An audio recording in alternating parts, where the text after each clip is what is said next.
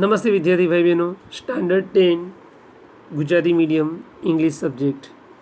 હું મહેન્દ્ર પંચાલ સર ફરી એકવાર તમારા સૌનું હાર્દિક સ્વાગત કરું છું.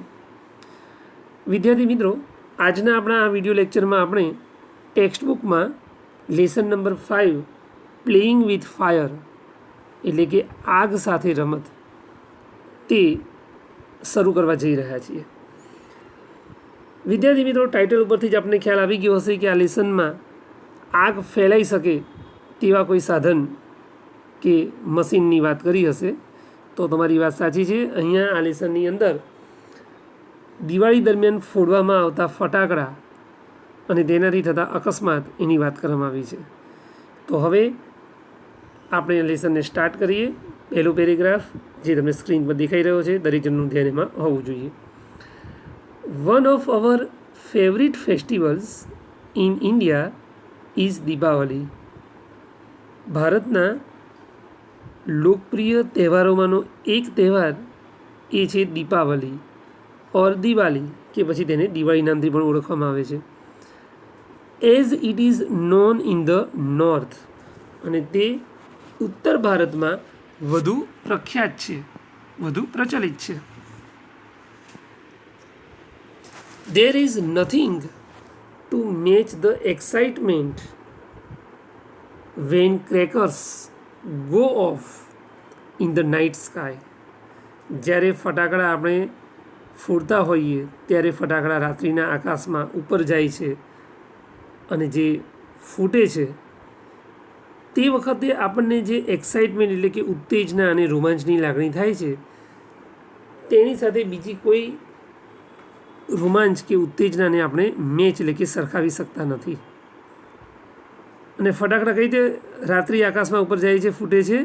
વિથ લાઉડ બેંગ, મોટા પ્રચંડ અવાજથી, પ્રચંડ ધડાકા સાથે. And brilliant shower of colours, અને સાથે તેજસ્વી રંગોની વર્ષા પણ આપણને જોવા મળે છે. તો આવો નજારો આપણને રાત્રિ આકાશમાં અમુક ફટાકડા ફોડીએ ત્યારે આપણને જોવા મળતો હોય છે. Many of us might wonder, આપણામાંના ઘણા બધા લોકો એ વિચારતા હશે કે how these fireworks are made, આ દારૂખાનું કેવી રીતે બનાવવામાં આવે છે. And what goes into them, અને તેની બનાવટમાં કયા કયા સાધનો વપરાતા હશે, કઈ કઈ સામગ્રીનો ઉપયોગ થતો હશે.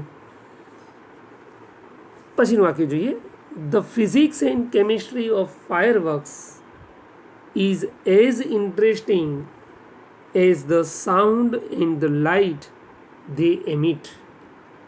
હવે આ વાક્યમાં હાર્ડ વર્ડ્સમાં છે ફિઝિક્સ એટલે ભૌતિક શાસ્ત્ર, કેમિસ્ટ્રી એટલે રસાયણશાસ્ત્ર, ફાયરવર્ક્સ એટલે દારૂખાનું, અને એમિટ એટલે ઉત્સર્જન કરવું. તો શું કહ્યું છે આમાં કે ફટાકડાનું જે ભૌતિક વિજ્ઞાન અને જે રસાયણ વિજ્ઞાન છે એ તેમાંથી ઉત્પન્ન થતા, તેમાંથી ઉત્સર્જિત થતા અવાજ અને પ્રકાશ જેટલું જ રસપ્રદ છે, ઇન્ટરેસ્ટિંગ છે. હવે આપણે સેકન્ડ પેરેગ્રાફ જોઈએ છીએ, દરેક જણનું ધ્યાન એમાં હોવું જોઈએ. The science of fireworks is technically called pyrotechnics. દારૂખાનું બનાવવાનું જે શાસ્ત્ર છે, વિજ્ઞાન છે, તે ટેકનિકલ રીતે તેનું નામ પાયરોટેકનિક્સથી તે ઓળખાય છે. ફ્રોમ ધ ગ્રીક વર્ડ, અને તે એક ગ્રીક ભાષાનો શબ્દ છે જે બે શબ્દો ભેગા થઈને બનેલો છે. એક શબ્દ છે તેમાં પાયર, મિનિંગ ફાયર. પાયર શબ્દ કે જેનો અર્થ થાય છે ફાયર એટલે આગ કે અગ્નિ. And techniques meaning and art, અને ટેકનિક શબ્દનો અર્થ થાય છે કલા, આર્ટ. પાયરોટેકનિક્સ ઇન્ક્લુડ્સ, ટૂંકમાં આપણે કહેવા જઈએ તો પાયરોટેકનિક્સમાં શેનો ઇન્ક્લુડ સમાવેશ થાય છે? નોટ ઓનલી ફાયરવર્ક્સ, માત્ર ફટાકડાનો જ નહીં, but also a whole range of devices, પરંતુ વિશાળ માત્રાની અંદર એ તમામ સાધનોનો ધેટ યુઝ, કે જે વપરાશ કરે છે, ઉપયોગ કરે છે. શેનો વપરાશ ઉપયોગ કરે છે એ આપણે બીજા વિભાગમાં જોઈએ વિદ્યાર્થીઓ. that use similar materials and principles, કે જે તેના જેવા જ સરખા પદાર્થો અને સિદ્ધાંતોનો ઉપયોગ કરીને બનાવટ જેની થતી હોય તેવા પદાર્થોનો.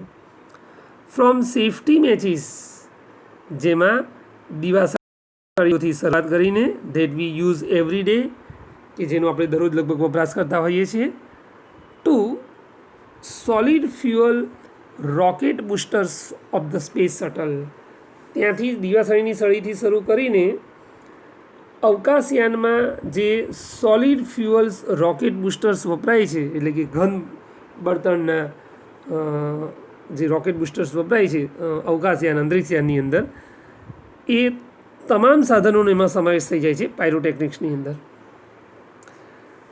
ત્યાર પછી આપણને કહ્યું છે the household match is considered એટલે વિચારણામાં લેવું, ધ્યાનમાં લેવું. તો દિવાસળીની સળી જે આપણે એને ધ્યાનમાં લેવામાં આવે છે, શેમાં ધ્યાનમાં લેવામાં આવે છે? અ સ્પેશિયલ પાયરોટેકનિક ડિવાઇસ, તેને એક વિશિષ્ટ પાયરોટેકનિક સાધન તરીકે એની ગણતરી કરવામાં આવે છે, ધ્યાનમાં લેવામાં આવે છે. As all the pyrotechnic effects, કારણ કે તેમાં બધી જ પાયરોટેકનિકની ઇફેક્ટ્સ એટલે કે અસરો જોવા મળે છે. હીટ, ગરમી એટલે કે ઉષ્મા, સ્મોક, ધુમાડો, લાઇટ, પ્રકાશ, ગેસ, વાયુ, એન્ડ સાઉન્ડ, અવાજ, ધ્વનિ, આ બધી જ અસરો આર પ્રેઝન્ટ ઇન ઇટ, તેમાં હાજર રહેલી હોય છે, જોવા મળે છે. એના પછીનો ફકરો જુઓ સ્ક્રીન ઉપર. સમ હિસ્ટ્રિયન્સ સે ધેટ, કેટલાક ઇતિહાસકારો એવું કહે છે કે, શું કહે છે કેટલાક ઇતિહાસકારો? તો સમ હિસ્ટ્રિયન્સ સે ધેટ બ્લેક પાવડર, ફટાકડાની અંદર જે કાળા રંગનો દારૂગોળો હોય છે તે, the basic material used in fireworks, તે દારૂખાનામાં વપરાતું પાયાનું બેઝિક મટીરિયલ છે, પાયાનો પદાર્થ છે, પાયાની સામગ્રી, વોઝ ઇન્વેન્ટેડ ઇન ઇન્ડિયા, અને તેની શોધ ભારતમાં થઈ હતી. સુક્રાંતિ રિટન મોર દેન 2000 years અગો. હવે સુક્રાંતિ નામનો જે ગ્રંથ છે તેની રચના 2000 વર્ષ પહેલાંથી લખવામાં આવ્યો હતો. હેઝ રેફરન્સીસ, તેની અંદર ઉલ્લેખ જોવા મળે છે, સંદર્ભ જોવા મળે છે. ટુ વેપન્સ, એવા શસ્ત્રોનો ઉલ્લેખ જોવા મળે છે. Similar to guns and projectile weapons, કે જે અત્યારના બંદૂક અને તોપગોળા, જે આપણે તોપ પહેલાંના જમાનામાં હતી તે, જેમાંથી દારૂગોળા વરસાવવામાં આવતા હતા, બરાબર છે. તો એ બંદૂકો અને મોટી મોટી તોપ જેવા સાધનોનો ઉલ્લેખ આ સુક્રાંતિ નામના ગ્રંથમાં જોવા મળે છે. આગળ જોઈએ.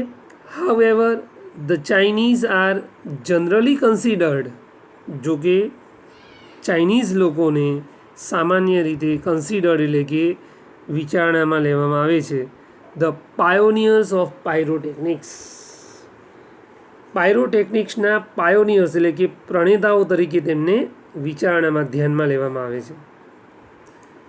They are said to have developed, તેમનો એવું કહેવાય છે કે તે લોકોએ જ આ દારૂગોળાનો વિકાસ કર્યો હતો, એટલે કે એને વિકસાવ્યો હતો. They are said to have developed black powder. હવે વિદ્યાર્થી મિત્રો બીજા પેજ પર આપણે જઈએ છીએ, દરેક જણનું ધ્યાન તેમાં હોવું જોઈએ. હું સ્ક્રીન ઉપર તમને સેટ કરી દઉં છું.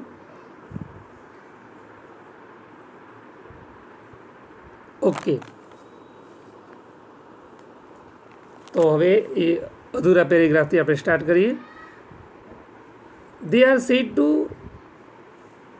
તેમને એવું કહેવામાં આવે છે કે તેઓએ ડેવલપ કર્યું હતું બ્લેક પાવડર એટલે કે દારૂગોળાનો મોર દેન 1000 years અગો, 1000 વર્ષ પહેલાં કરતાં પણ વધારે વર્ષ પહેલાં તેમણે દારૂગોળાની શોધ થઈ હતી એવું કહેવામાં આવે છે. It took at least 200 years for the knowledge to spread the west. આપણો આજે દારૂગોળાની શોધ અહીંયા થઈ હતી, દારૂગોળાની જે શોધ થઈ હતી એને પશ્ચિમના દેશો સુધી ફેલાતા, સ્પ્રેડ થતાં, આ જે નોલેજ, જે જ્ઞાન હતું તેને ફેલાતા આશરે 200 વર્ષ જેટલો સમય ઓછામાં ઓછો લાગ્યો હતો. And it was only in 1242, અને માત્ર 1242ની સાલમાં that an English monk Roger Bacon, Roger Bacon નામના એક બ્રિટિશ સાધુ આપણે ત્યાં આવ્યા હતા. Revealed the formula for black powder. તેમણે આ કાળા રંગના દારૂગોળાની ફોર્મ્યુલા જે હતી, બનાવટ હતી, એને રિવીલ કરી હતી, એટલે કે જાહેર કરી હતી. એનું રહસ્ય તેમણે શોધી કાઢ્યું હતું. હી કન્સિડર્ડ ઇટ સચ અ ડેન્જરસ સબસ્ટેન્સ. તે પોતે પણ તેને એટલો બધો જોખમી ખતરનાક પદાર્થ ગણતા હતા, વિચારતા હતા કે he wrote of it in a code language. કે તેમણે જ્યારે પશ્ચિમના દેશોમાં આની સામગ્રીની બનાવટની ફોર્મ્યુલા લખીને મોકલાવી, એ સાંકેતિક ભાષામાં કોડ લેંગ્વેજમાં લખીને મોકલાવી, કારણ કે તે તેને એક ડેન્જરસ સબસ્ટેન્સ એટલે કે ખતરનાક પદાર્થ તરીકે ગણતા હતા. હવે નીચેના ફકરામાં ધ્યાન રાખીએ. સ્ક્રીન ઉપર તમને સેટ કરી દીધો છે. The basic formula of the black powder or gun powder. આ દારૂગોળાની જે બેઝિક ફોર્મ્યુલા એટલે કે પાયાની બનાવટનું જે એનું સ્વરૂપ છે તે હેઝ રિમેન્ડ અનચેન્જડ ફોર સેન્ચુરીઝ.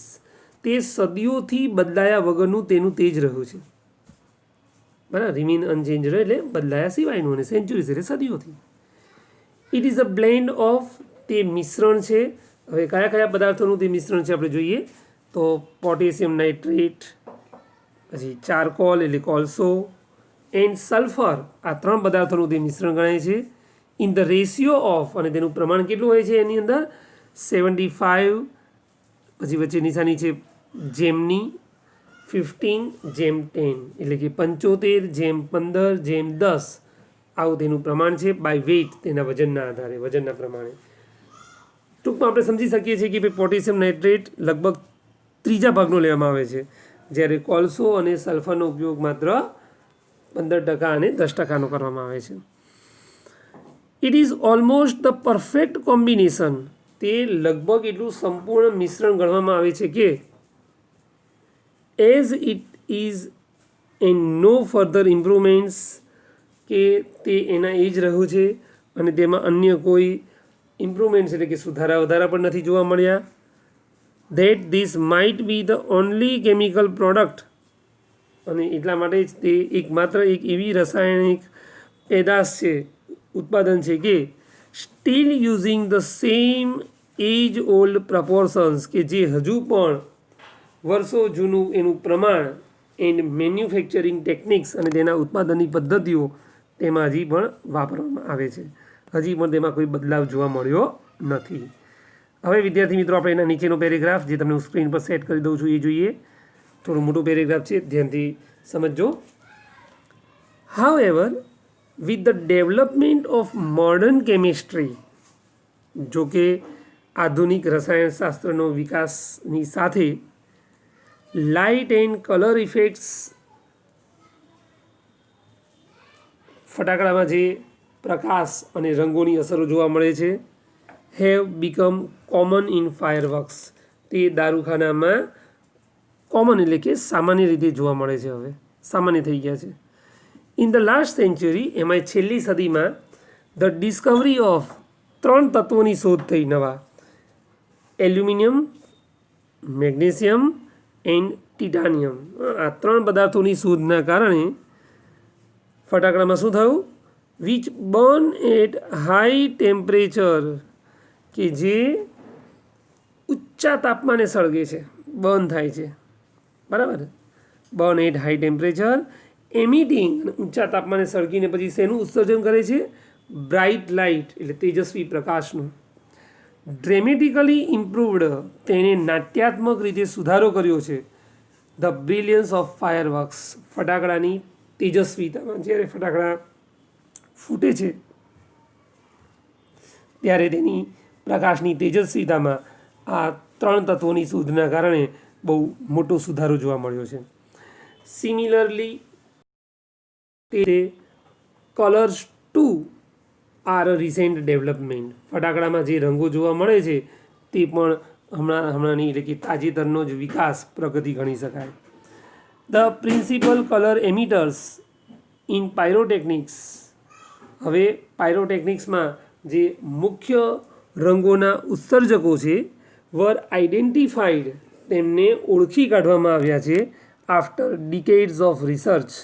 એટલે કે દાયકાઓના સંશોધન પછીથી અનેક દશકાઓથી આ સંશોધન થતું હતું અને તેના પછી હવે આ પાયરોટેકનિક્સમાં જે મુખ્ય રંગોના ઉત્સર્જકો છે એમિટર્સ છે તેને ઓળખી કઢાયા છે.